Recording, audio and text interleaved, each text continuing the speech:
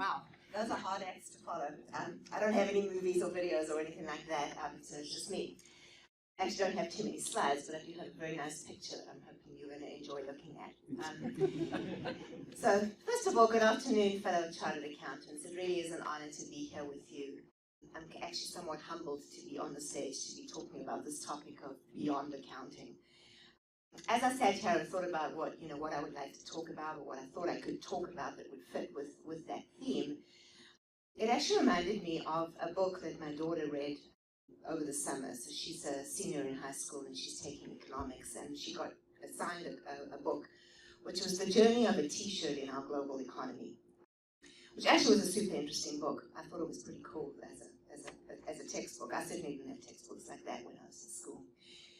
But it made me think that maybe what I could do today is to actually talk a little bit about the journey of a South African chartered accountant, and maybe just display for you a little bit of where that qualification has taken me to places that I would never have dreamed. Share a few of the lessons that I've learned along the way. Maybe some of that will resonate with you. Maybe some of it might actually be helpful to some of you as you think about navigating some of the next steps in your career. So I've recently joined the PCAOB, the Public Company Accounting Oversight Board, and in my new life as a regulator, I now have to commence every speech with a disclaimer, so I better give that right now, which would say that these are my views, not the views of the PCAOB, its board members and staff, anyone who works in the building, etc., etc. So anyway, I have now provided the disclaimers. These are definitely, most definitely my views. So, I really just kind of, as I said, I thought about the lessons that I've learned along the way, and really what resonated for me was the amazing career that you can have as a chartered accountant. Certainly I think my husband would say one of the best things I ever did in my life was to marry him. My kids will probably say the best thing I did was to have them. But I would say personally that one of the best things I did was actually to become a chartered accountant. And if anyone had told me when I started at Rhodes University in South Africa, kind of a long time, I see a photo rodeo in the back, kind of a long time ago, and would have told me that journey would take me to the United States, to being a partner at Deloitte, to being a member of the AICPA's Auditing Standards Board, to becoming the Deputy Chair of the International Auditing and Assurance Standards Board. I see some of my fellow ISPA colleagues, I think, here, not at LSB, but, and then ultimately to my new role as the Chief Auditor at the PCAOB. Well, clearly I wouldn't have believed them and wouldn't have thought that any of that was possible. So, you never know. So when I look back at my career and I think about the things that I've been able to do, it's not something that when you lay it all out, the dots connect nicely and you can kind of see how one thing led to the next thing. So life is most certainly, and I'm sure this will resonate with all of you, it really is about luck and it's about timing. And sometimes it's about the things that, you kind of decide and things you have to decide at a moment's notice. So, when I look back now, my decision to become a chartered accountant was probably somewhat of a snapshot decision. I showed up at Rhodes and was going to actually do a legal BCom. I was going to study to be a lawyer. That was one of my choices on the table. And I don't know why, but at some point during the orientation week, I changed my mind. And I can honestly say it probably was nothing more than just a gut feel. I thought, you know what, I'm actually just going to do a general BCom because I think that maybe I want some more avenues open to me. And that obviously is what took me to become a chartered accountant. So, it kind of takes me to maybe what my first lesson or first tip would be is that, sometimes you just have to make up your mind. Sometimes you don't have a lot of time to do it. So sometimes you just got to go with your gut. And you know what, your gut will actually hold you in pretty good stead most of the time. So, trust in it. I enjoyed my time at Rhodes, and I'm glad that there is a fellow South African who can resonate that with, or can identify with that, because who wouldn't identify that? Who would not have enjoyed their time at Rhodes? It certainly was a fantastic time. I earned my BCom and ultimately wrote my qualifying exams, and I definitely learned the work hard, play hard philosophy, and that kind of has stood me in pretty good stead for the rest of my career. Which kind of brings me to the next sort of tip is, don't ever underestimate the power of the relationships that you build along the way in your career. And maybe this leverages on the power of conviviality that we've just heard about. Simple things can matter, and sometimes it's just having built a relationship over a cup of coffee, a meal, a drink, or maybe 2 or 3 in the bar late at night, that's when you build those relationships. And you know, really what I've learned over the years is sometimes what's really key to getting people to do what you need them to do so that you can be successful are those relationships. You know, so it really does go without saying that personal connections really matter.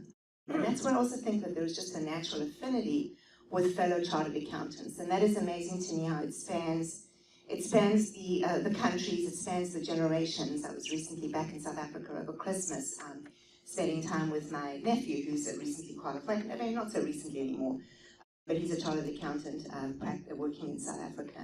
And I got time to spend with him and his friends who are also CAs. And it was amazing to me how easy it was to just fall into conversation and fascinating conversation with these amazing young guys and who just, you know, were incredible. And I, you know, sort of took from that, it's amazing to see the next generations, because maybe they're not quite the next generation, they're probably a few generations after me at this point, but, you know, looking at this young generation of chartered accountants who really are so well equipped to keep our profession vibrant and to take us into, you know, really the next things, and listening to some of the prior speakers thinking about some of the exciting things that lie on the horizon. So I think the chartered accountants have all of that well in hand and are well equipped to evolve as our world transforms. You know, so back to my story. As I prepared to leave Rhodes, I had to think about what was next. I'd had the opportunity, actually, luckily, to work at 3 of the then 8 big accounting firms during the course of my degree. And did a couple different things and ultimately settled on Deloitte. And, you know, I can honestly say the reason I picked Deloitte was because of the people. Again, I probably just got lucky. I got assigned to a job where there was a senior who, you know what, he actually gave me something interesting to do. I didn't just have to go and buy the coffee and order the lunch and make the photocopies. I actually got to do something fairly interesting.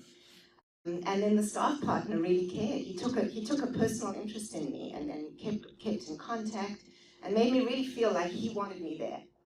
You know, so ultimately that's what tipped the scale towards Deloitte, and off I went. So, you know, I think what I would also just say is another tip is never underestimate the power of those interactions that you have with people, because, you know, that really the way in which you interact with somebody really could change the course of the rest of their life. So next time you're having to deal with a younger staff member, or maybe that annoying back student or intern, just remember, yeah, you really could be shifting or shaping the way that person will make a very important decision about where they will go next. So I served my articles with Deloitte, I wrote the exam, married my husband along the way, and then we decided we wanted to do the overseas thing, which I'm sure, well, the fact that you're all sitting here in New York means at some point in time you all decided to do the same thing. So I'm probably on the longest running, well, before I left Deloitte, I used to say I was on the longest running kind of exchange program, or one of the longest, because I came on what was 2 years and then became 3, 4, etc.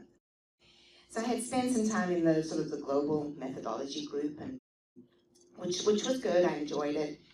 But after a time, I decided it was time to really do something a little bit more real, and I took the opportunity to join Deloitte's Transaction Services Group, which really was a fascinating opportunity at the time. The group was growing, and probably that's why they hired me, because on paper, I really didn't have too much of what they wanted. You know, not much US GAAP, no SEC reporting. But they were looking for people, so I was lucky. I jumped in, and you know, that made it, you know, kind of an easy segue for me. I jumped into that opportunity. I learned a tremendous amount. I actually got my US CPA along the way. And again, my chartered accountant degree was obviously what opened that door. I was actually really fortunate in that I didn't have to go back to school and do the 37 basket weaving credits or something that I didn't have in my undergrad degree, and finally was able to get licensed. You know, and then again, it was right time and right place for me. I managed to make partner at Deloitte. Along the way, I had, you know, we kind of bought a house and did the whole suburban thing, had my kids. And before I knew it, you know, I was sitting there with 2 small kids. I had a husband who was also trying to build his career. I was still doing the M&A stuff, which was really hard because it was literally get on a plane at the drop of a hat, fly all over the place, spend the weekend everywhere. And then it was a little disconcerting to come back to the office on Monday morning, and by 10 o'clock the deal would be dead. And then the next weekend it would repeat itself all over again.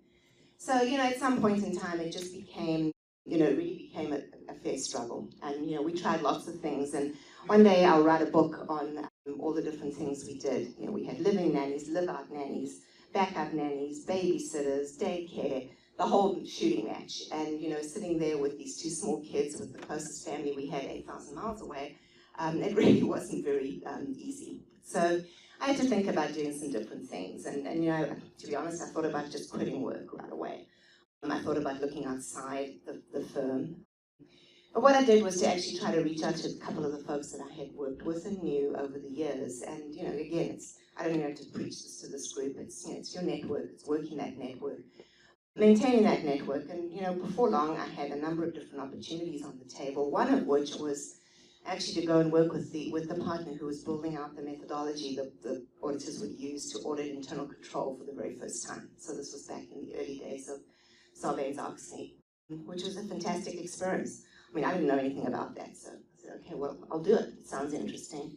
It was a great way to also learn about the whole regulatory environment. The PCAOB was brand new, and obviously in the wake of the collapse of Enron and Anderson and all the rest. And so that was a really great opportunity. And we did that for a couple of years. I felt like we kind of made things up as we went because there wasn't a lot of guidance and everybody was scratching their heads, and then the standards all got revised and we had to go back and rationalize it and do it all over again. So that certainly kept me busy for a number of years.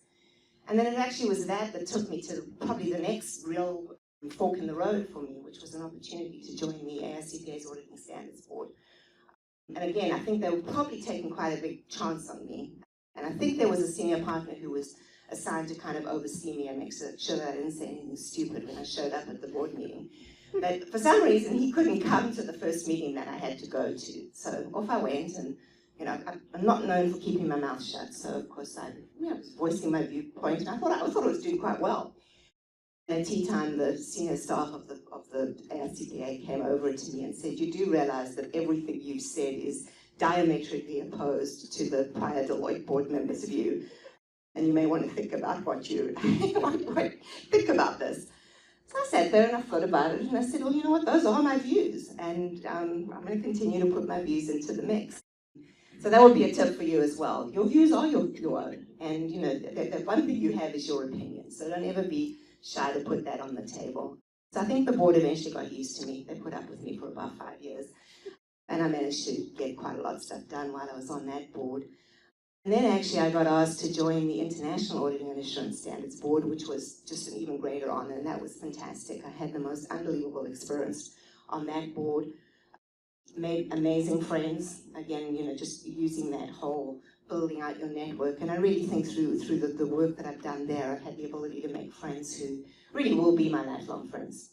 All fellow chartered accountants in many respects, but also others just passionate about the accounting world. So that was an amazing opportunity. And then that led to kind of an unexpected call that I got probably, roughly around a year ago, saying, would I think about an opportunity to potentially leave Deloitte and join the Public Company Accounting Oversight Board as its chief auditor. For those of you who are familiar with the PCAOB, or maybe those of you who are not, it's the body that regulates the audits of public companies or companies that are listed here in the United States. And they were looking for a new chief auditor. They had a big turnover at the board level, basically replaced the whole board. So it's definitely an organization that's in transition. The regulation of auditing is actually not very mature. It hasn't been in place for actually all that long. But the PCAOB has now been around for 15, 16 years, so it's kind of reaching its next phase as a regulator. And the new board has come in. It's a very diverse board. So what they did was to look at really bringing in some new people to try to help them push their strategy. So again, it wasn't something that I had really thought about, but as I started to think about what would come next, so my term at the IWSB was going to end, and then I was going to have to start thinking about what else I might do at Deloitte. And I thought, you know what, this is an opportunity. It's a unique opportunity. It wouldn't be around if I had not taken it up right away. And it was an opportunity to leverage all the stuff that I've learned throughout my career. So I'm pretty new there. I've only been there 2 months. I do feel like most days I'm downwind of a fire hose. There's a lot to absorb. It's like nothing I've ever done before. But but it is fun, and I'm going to enjoy it, I think. So So I think really that probably brings me to, I think, the summation, which would be, I think the chartered accountant degree is amazing. I think the qualification is fantastic. It takes people to places you would never dream of, and I hope that when you reflect on your own experience, you kind of have some of the same thoughts, where you think about all the diverse things and the exciting things and the interesting things that you've done along the way. Don't forget to pay it forward, and I do wonder where the journey will take me next.